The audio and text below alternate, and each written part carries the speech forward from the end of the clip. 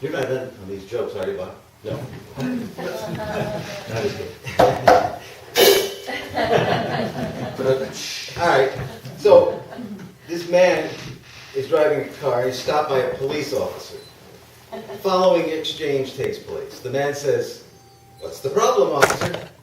The officer says, "You're going 75 in a 55 zone." "No, sir. I was going 65.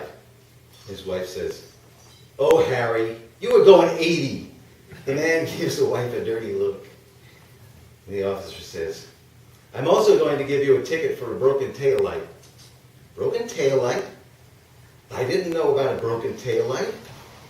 "Oh, Harry, you've known about that taillight for weeks." The man gives his wife another dirty look.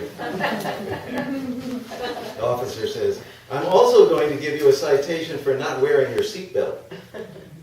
"Oh, I just took it off when you were walking up to the car." "Oh, Harry, you never wear your seatbelt." The man turns to his wife and yells, "Shut your mouth!" The officer turns to the woman and asks, "Ma'am, does your husband talk to you this way all the time?" The wife says, "No, only when he's drunk."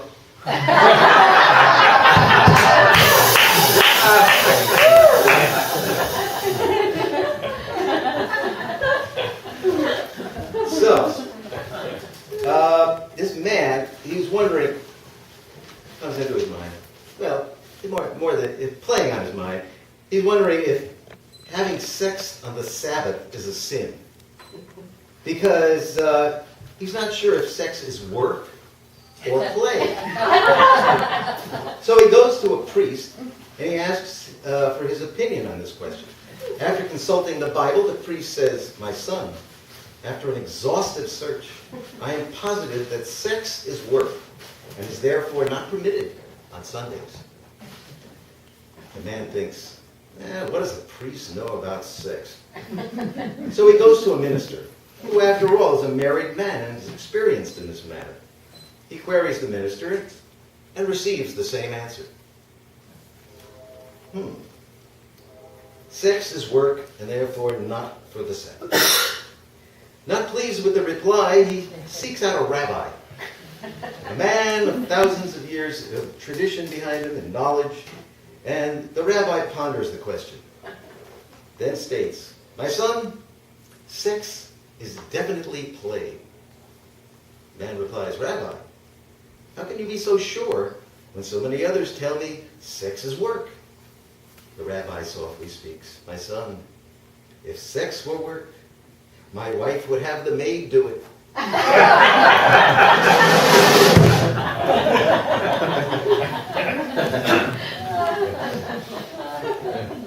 Okay, here's a few little insights into a very small sect. It's called Zen Judaism. Okay, so here's a few of them.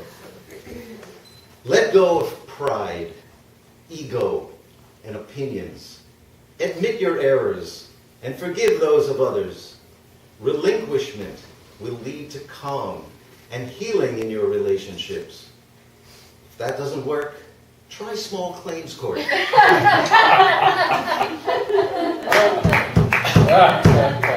Accept misfortune as a blessing. Do not wish for perfect health or a life without problems. What would you talk about? Be here now. Be someplace else later. It's not so complicated. The Torah says, "Love thy neighbor as thyself." The Buddha says, there is no self. So, maybe you're off the hook. If there is no self, whose arthritis is this? Wherever you go, there you are. Your luggage is another story.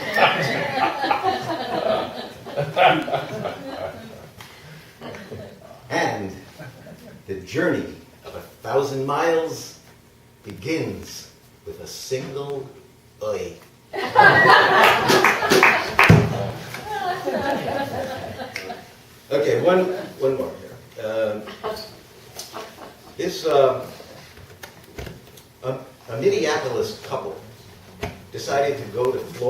to thaw out during the particularly icy winter.